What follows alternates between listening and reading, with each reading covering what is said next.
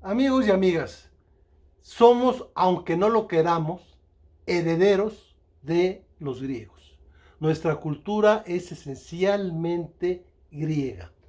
Nuestra manera de entender desde la belleza, el nombre de la mayoría de las ciencias, todas las concepciones de lo que es el ser humano tienen su origen en pensamiento griego. Por ejemplo, aquí tenemos la imagen de la famosa escultura griega, la Venus de Milo, que en realidad sería Afrodita, porque estamos hablando del nombre griego, que se encuentra en el Museo del Louvre en París.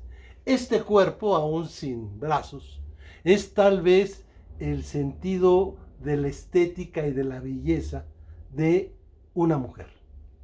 Una mujer bella por sus facciones, con las medidas perfectas de un cuerpo femenino, 90, 60, 90, y es el ejemplo de lo que era para los griegos la belleza de la mujer. Al lado tenemos a un dios. Este dios se llama el dios Jano. Este dios Jano representa una característica fundamental del ser humano. Un dios que tiene dos caras. Una hacia presente, o sea, futuro, pero que también habla de esta realidad humana, que es el mostrar en ocasiones rostros diferentes. Al lado tenemos al más grande pensador, que es Sócrates. Sócrates, el gran maestro, que vamos a estudiar cómo es que predica y cómo es que muere. Y al final, pues la otra característica importante de los griegos, que es su fuerza militar. Entonces, vamos a empezar a hablar de los griegos. Los griegos representan la mayor aportación cultural. Y curiosamente, pues Grecia no existió como unidad, eran polis aisladas, y es hasta que son dominadas por Macedonia que se autodenomina esto Grecia. Antes simplemente eran helenos y tenían orígenes migratorios diferentes. Pero vamos a analizar algunos de los aspectos más importantes que tienen que ver con el pensamiento político, económico y social del mundo griego. Pero tenemos que empezar por una inevitable comparación. Lo que conocemos como nuestra cultura occidental, que México es parte de ella, pues tiene dos grandes pilares, dos grandes fuentes, dos grandes doctrinas de las que nos nutrimos independientemente de que tengamos conciencia o que digamos que no. Realmente en nuestro subconsciente colectivo están dos doctrinas que además son absolutamente contradictorias, y por eso muchas veces las contradicciones internas que tenemos en nuestro mundo hasta nuestros días. Por un lado está la que ya estudiamos, la doctrina judeocristiana, y por otro la que vamos a empezar a estudiar, que es la doctrina grecolatina. La doctrina judeocristiana parte de una concepción teocéntrica. Teo significa Dios. Dios es el centro de todo. El hombre es al servicio de Dios. Lo importante es obedecer a Dios. Dios lo es todo. Dios nos crea. Dios, de alguna manera, es el que nos hace a su imagen y semejanza. En cambio, la concepción grecolatina es una concepción antropocéntrica. Antropo significa ser humano. Para los griegos, el ser humano es el centro, motor, razón y medida de todas las cosas. O sea, el ser humano es lo importante, y por eso la concepción es al revés.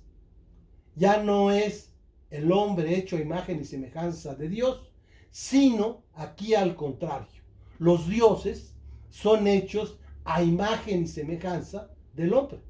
Entonces, Zeus, el más poderoso, es un ser que que tiene todas las debilidades humanas, que tiene enojos, que tiene una sexualidad, que tiene la posibilidad de ser bueno, en fin, todo lo que es un ser humano.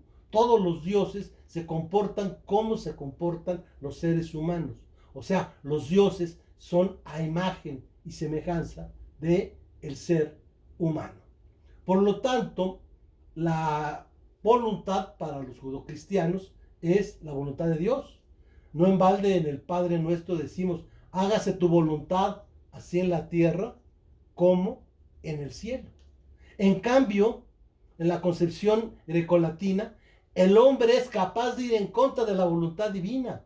Y vemos a Odiseo, vemos a Aquiles, vemos a unos de los grandes personajes de la literatura del mundo griego, de la mitología griega, que se sublevan contra la voluntad de Dios, que no le hacen caso a Dios, porque parten de la idea de que la respuesta es el hombre. Hay una historia que es la historia de Edipo. Edipo era un hijo del rey de Tebas. Resulta que había la profecía de que iba a matar a su padre, que se iba a apoderar del trono matando a su padre. Entonces su padre temeroso lo manda a matar, lo ponen en una selva colgado de pies, por eso Edipo significa pies hinchados, y esperando que se lo coman pues unas fieras. Resulta que llegan unos campesinos, lo rescatan, lo cuidan, crece, y en alguna ocasión él ve que quiere llegar a un lugar y que en un territorio libre hay un cortejo real que le impide el paso y él quiere pasar, tiene problemas, se enfrenta con los soldados de este rey, le avientan una lanza, se la regresa y con tal tino que va a matar directamente al rey, que no sabe, por cierto, que es su propio padre. Entonces, pues él se va. Ese rey, como decíamos, era el rey de Tebas.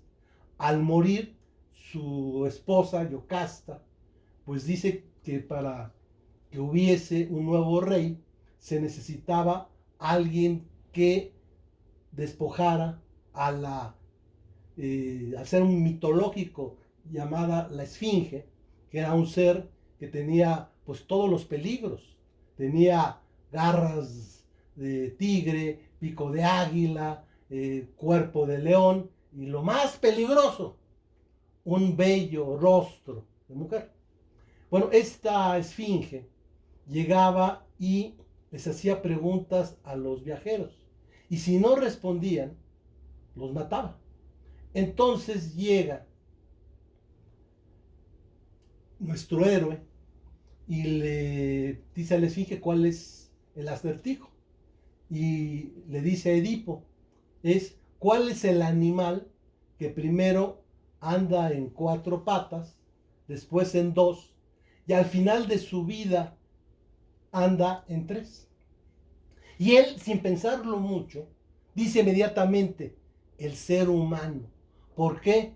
Porque el ser humano, en la concepción grecolatina, es la respuesta de todo. La respuesta es el hombre, lo que sucede es por la voluntad del hombre y hay que encontrar las respuestas en el ser humano. Entonces, por ejemplo, en la doctrina judeocristiana, la ley y los mandamientos los da Dios. En cambio, aquí la ley es un acuerdo humano, pero es un acuerdo muy importante para la concepción grecolatina, tanto de los griegos como de los romanos. El acuerdo de voluntades es impresionante, es algo que tiene que cumplirse. Entonces, hay una historia mitológica de un hijo de Apolo. Apolo es el dios de el sol, de Hefestión, que pues no le creían sus amigos que era el hijo del sol, el hijo de Apolo va a ver a su papá y le dice, oye, necesito que hagas algo para que mis amigos, las gentes, sepan que soy tu hijo. Y le dice, juro solemnemente, acuerdo contigo, que lo que me pidas, te lo voy a dar. ¿Sí? Lo que sea. Y claro, pues como un chavo de la época de aquella, como la época actual, pues que es lo que normalmente le piden al papá, préstame las llaves del coche, y resulta que el coche pues tenía nada menos que el propio carro del sol, que era guiado por unos corceles muy fuertes. Bueno, le dice, no, perdóname, pero esto no te lo puedo dar, corres un peligro tú, corre un peligro el Olimpo, corre la tierra, porque los corceles se van a dar cuenta que no está mi mano firme. Dice, lo prometiste, tienes que cumplir, los pactos tienen que cumplirse. El principio pacta sunt servanda. Y el propio Dios tuvo que cumplir, sabiendo aún los inconvenientes que esto significaba, con el acuerdo establecido. Esa era la concepción de que una cosa que se prometía, que se acordaba, se cumplía. Y hay ejemplos también de personajes que eran amigos y que uno queda en lugar del otro detenido y que le dice, voy a llegar a salvar a mi amigo, me quedo en su lugar, y llega el amigo y lo salva. En fin, hay una serie de historias griegas, todas en el mismo sentido. El acuerdo humano se respeta. Aspecto fundamental de la diferencia. Uno se basa en la fe. La fe es creer en lo que te dicen sin dudarlo. Entonces, Abraham está dispuesto a matar a su propio hijo por la fe que tiene en Dios. Hacer algo tan atroz como matar a su propio hijo. Y está a punto de hacerlo cuando el ángel dice, tu fe ha conmovido a Dios. En cambio, la concepción grecolatina es la de la ciencia, la razón. Ellos inventaron la lógica, la epistemología, la política, la economía, la medicina. En fin, cuanta ciencia se les ocurra, su origen está en la antigua Grecia. Son los creadores de las ciencias y de las artes. En vez de fe, hay ciencia. Ligado a esto, en la doctrina judocristiana lo importante es obedecer. Esto es, el que obedece no se equivoca, tú obedece fielmente los mandamientos, tú obedece lo que Dios quiere que hagas, tú obedece a tus mayores, tú obedece a tus gobernantes porque Dios lo quiere. En cambio, la concepción grecolatina es duda de todo, no creas, no porque el maestro lo dice, esto es cierto. Hay que dudar de todo. Con esto, el gobierno, para la doctrina judocristiana, que falló una cosa, el gobierno es puesto por Dios. Dios determinó que el primer rey fuera Saúl. En cambio, para la doctrina grecolatina, el gobierno es resultado del esfuerzo, es resultado del talento, es resultado del acuerdo humano. O sea, el gobierno es un producto humano, resultado desde luchas armadas, resultado de acuerdos humanos, pero no es Dios el que determina quién gobierna, sino son los hombres. Otras diferencias fundamentales, la idea del que el placer es malo, por eso en la concepción judeocristiana hay ayuno, hay alimentos prohibidos.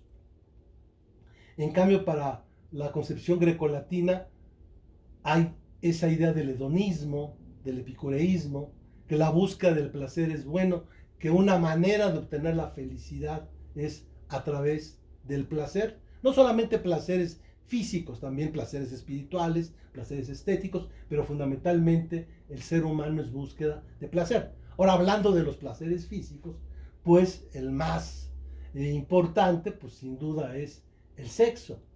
Entonces, mientras que para la concepción judeocristiana el sexo es solo dentro del matrimonio, solo heterosexual y solo para procrear. En cambio, para la concepción griega y romana, el sexo es para el gozo. Por eso no se espantaban por prácticas homosexuales. Por eso no había limitaciones de ningún tipo. Es más, la palabra pecado, como está asociada en la concepción judeocristiana, no existía en el vocabulario greco-latino. Entonces, como vemos, son esas dos concepciones. Y esto hace que ante ese enfrentamiento que se tenía con esa concepción cristiana, viene pues un pensamiento, una mentalidad diferente, y que hace que tengamos esas contradicciones. Porque yo de repente tengo un amigo que dice que no es creyente, pero pues dice que tiene que ser fiel con su esposa o con su novia. Pues ¿eso qué es? Dentro de sí tiene un judeíto cristiano que le está diciendo qué hacer.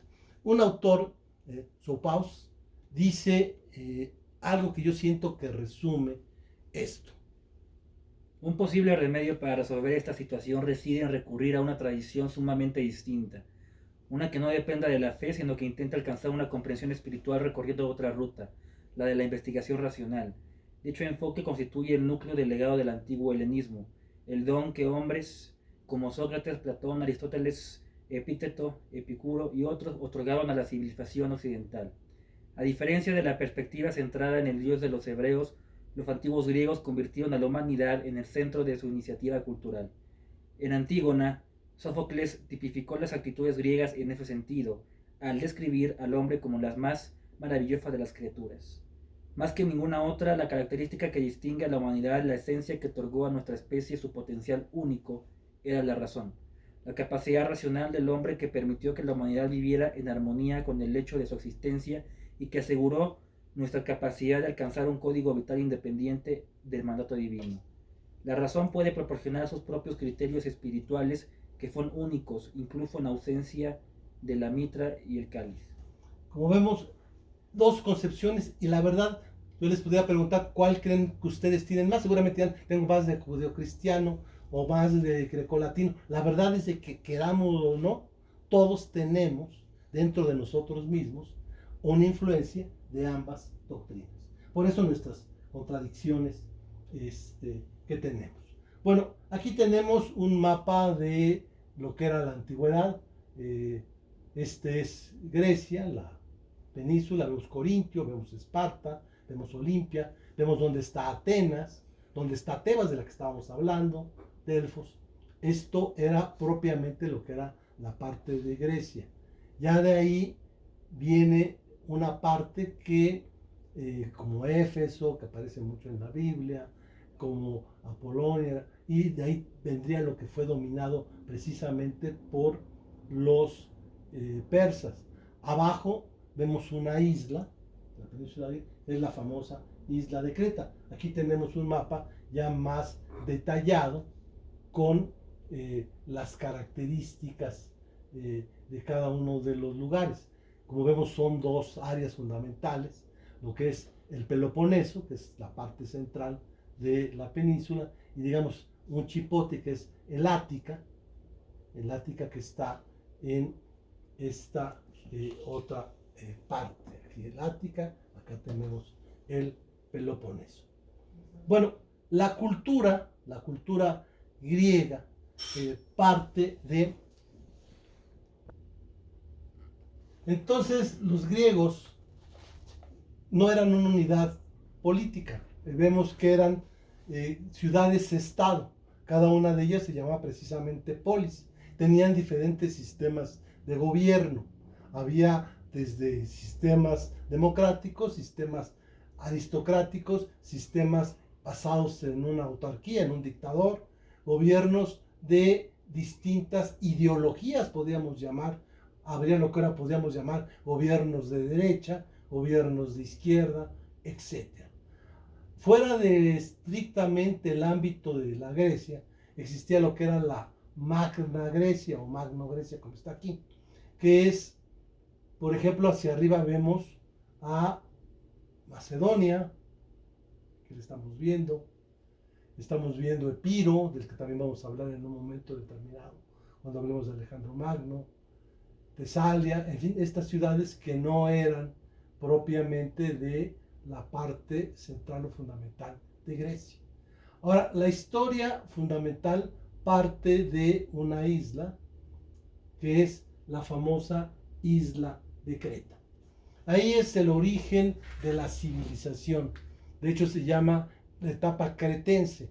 La historia es de que había un rey, el rey anfitrión, que tenía una mujer muy guapa y que desde luego, como decíamos, el dios principal, Zeus, pues le gustaba todo, le gustaban hasta los hombres, le gustaban las mujeres, principalmente las mujeres, y para conseguir mujeres, pues no le importaban si eran diosas o humanas, se le antojó la reina y con tal de llegar con la reina, pues se hizo un toro, tenía la capacidad de hacerse de las diferentes figuras que quisiera, de tomar la forma que quisiera. Entonces tomó la de un toro.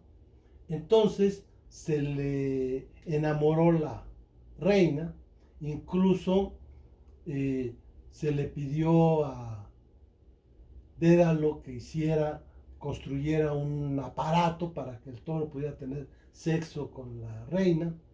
Y el resultado de eso es la aparición de un ser mitológico que es el Minotauro. Este ser mitológico, que es el Minotauro,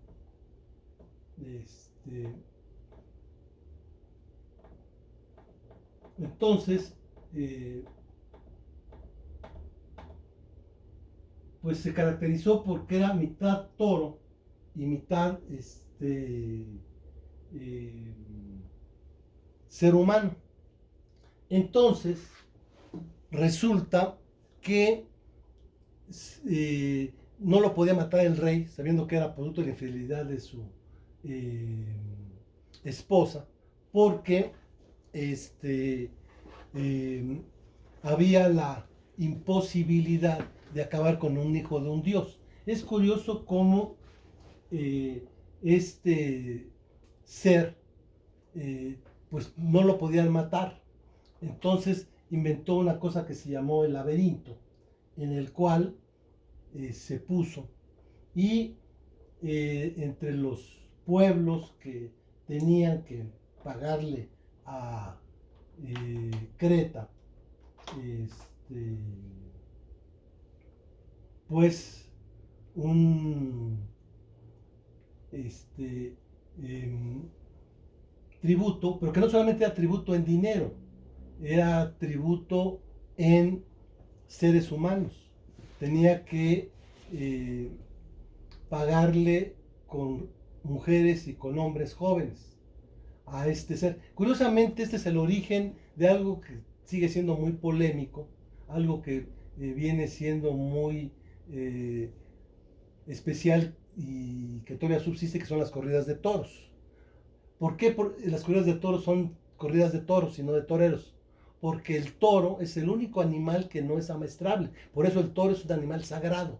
Otros animales, un león, un tigre, un elefante, se logra amaestrar. Un toro no. Bueno, el caso es que seducido por la belleza de el toro, pues sale este ser mitad toro, hijo de Zeus, y llega un personaje que es Perseo, que finalmente, pasándose la inteligencia de Ariadna, una mujer que le dijo, mira, vamos a poner un hilo para que pueda salir, después de matar a Minotauro, pueda salir del laberinto. Y claro, lo que hizo Perseo fue que una vez que ya finalmente había salido de su cometido de matar a Minotauro y con eso liberar a Atenas, es el origen de Atenas, ya como ciudad independiente, pues de esta manera pues le incumplió Ariadna, no se casó con ella, pero sí liberó a su pueblo. Bueno, otro de las historias, de hecho, la primera gran historia que unifica a todos los griegos es la célebre guerra de Troya. Esta, fíjense, también tiene que ver mucho con cuestiones en las que la base es una situación amorosa. Bueno, resulta que los dioses, que eran como niños, hacían festejos, fiestas, se casaban. Entonces hubo una boda, la boda de la diosa Demeter, y invita a todos los demás dioses, pero no invita a la diosa Discordia. Entonces llega sin ser invitada y dice, bueno, aunque no me invitaron, aquí estoy, y arroja una manzana, aparece otra vez la manzana como en la Biblia, con una leyenda que decía a la más bella. ¿Qué mujer no se ubica o no se cree que sea la mujer más bella? Pues todas. Y claro, principalmente tres dijeron, yo soy la más bella. Lo hizo desde luego la diosa Afrodita, la diosa del amor. Desde luego la esposa de Zeus, Hera. Y desde luego la diosa de la inteligencia, que era Atenea. Bueno, entre las tres discutieron y decidieron que pues un mortal decidiera quién era la más bella. Bueno, entonces había un mortal que se llamaba Paris, que era hijo de el rey de Troya, que se llamaba Priamo, pero que lo había expulsado porque había una predicción. Tenía una hija que se llama Casandra, que predecía lo que iba a pasar, y que le había dicho, mi hermano va a ser culpable de la caída, de la destrucción de Troya y de la muerte. Entonces, por lo tanto, destiérralo, aléjalo. Y pues haciéndole caso, pues lo alejó. Entonces estaba Paris ahí, le llegan las tres diosas y le dicen, tú vas a ser el juez de quién de nosotras es la más bella. Claro, pues un hombre, más en esa mentalidad de los griegos, pues cómo puede juzgar la belleza de una mujer. Para empezar, la tiene que ver al natural, la tiene que ver desnuda. Entonces encueró así, un mortal vil, encueró a las tres diosas, hizo que le hicieran pasarela, y cuando se acercaban desnudas con el joven Paris, le decía cada uno algo. O sea, empezaron a sobornarlo al juez. Uno le dijo, en este caso era, mira, si me eliges a mí, vas a tener todo poder, vas a ser un rey, vas a ser un gran gobernante. Luego llega Atenea y le dice, si me eliges a mí, vas a ser el más sabio, el más inteligente, el más culto de los mortales. Y finalmente llega Afrodita y le dice, si me eliges a mí, vas a ser un afortunado en el amor, porque vas a amar a la mujer más bella del mundo, y la mujer más bella del mundo se va a enamorar de ti. Claro, le convino más esto último, y finalmente le da la manzana a la diosa del amor, Afrodita. Se enojan las otras dos, ya tienen rabia contra él, pero Afrodita al contrario lo protege. Y esa protección pues hace que regrese con su padre Priamo, y Priamo manda a su hijo Héctor y al propio Paris, que también es su otro hijo, a la parte de Grecia donde pues ya estaba un rey, Agamenón, que era el que quería tener un control de toda Grecia, y que era pues el esposo precisamente de Helena. Entonces, el único defecto que tenía esta mujer más bella del mundo era que estaba casada. Entonces la secuestran, ya conocen a esta película, y ese secuestro de Helena unifica a todas las poblaciones griegas.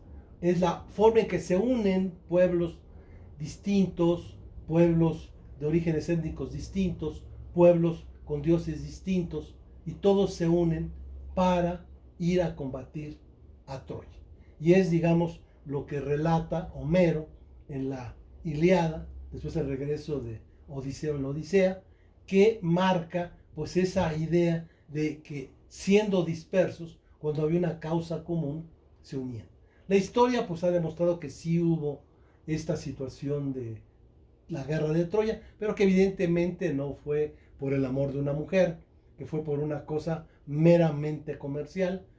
Por ahí hay un paso que es el paso de Leopoldo, que es una ruta comercial muy importante para unir el mar Egeo con el mar Muerto, y de esta manera fue un motivo de carácter comercial de la navegación, lo que ocasionó la guerra de Troya, pero la verdad es de que el simbolismo de decir que fue por el amor de una mujer, aparecen los grandes héroes, aparece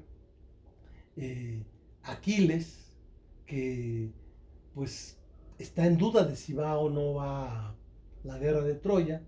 Su madre, que le había dado la posibilidad de ser invencible, solamente el único punto vulnerable a su talón, pues le dice, mira, si no vas a la guerra, te vas a quedar aquí, vas a tener tu esposa, tus hijos, tus nietos, ellos te van a tratar muy bien, se van a morir también ellos con el tiempo y nadie más va a recordarte. Si te vas, lo más seguro es que no regreses, pero tu nombre quedará por siglos en la historia. Y finalmente Aquiles va, lucha, participa en la guerra de Troya, y vienen pues esa lucha entre dioses, entre hombres, etcétera, que es el primer gran documento, tanto literario como de el simbolismo de lo que es la cultura griega. Vamos a dejarlo hasta aquí y vamos en el próximo video a hablar específicamente de lo que pasa en dos de las ciudades griegas, que son Esparta y Atenas. Hasta el próximo.